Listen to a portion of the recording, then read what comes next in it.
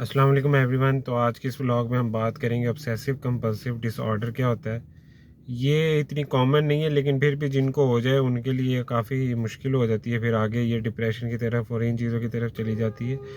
तो ये बेसिकली 2% होती है कॉमन, जो है वो बॉयज़ और गर्ल्स दोनों में होती है। और ये कॉमनली जो है ये 22 ईयर्स और इस एज में ये कॉमन होती है, अबव 20 और 22 ईयर्स।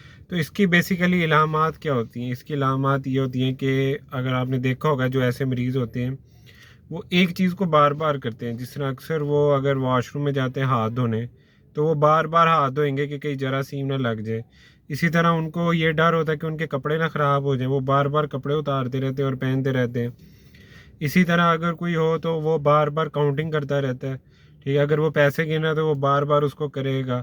अगर घर में कोई लॉक लगाना है उसने या ताला लगाना है, तो वो उसको भी जो है वो बार बार चेक करेगा। उस आदत, वो अगर उसको पता भी है कि ये आदत जो है ये ख़राब है और मैं इसको, और ये नहीं करना चाहिए मुझे, लेकिन वो फिर भी करेगा।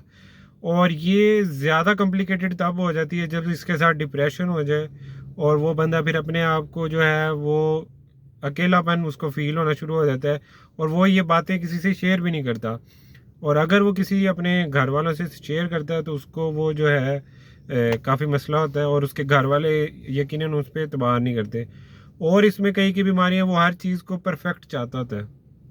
जो इसके अलामात में है कि वो चाहता है कि हर चीज़ जो है वो ऑर्डर में हो।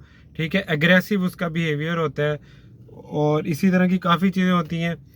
वो अगर कुछ आपने देखा होगा, वो ऐसे कहते होंगे कि हमें फ़ुटबॉल का काफ़ी हद तक शौक है, तो वो फ़ुटबॉल का काफ़ी जो है वो अपना उसकी तरफ फोकस रख लेते हैं।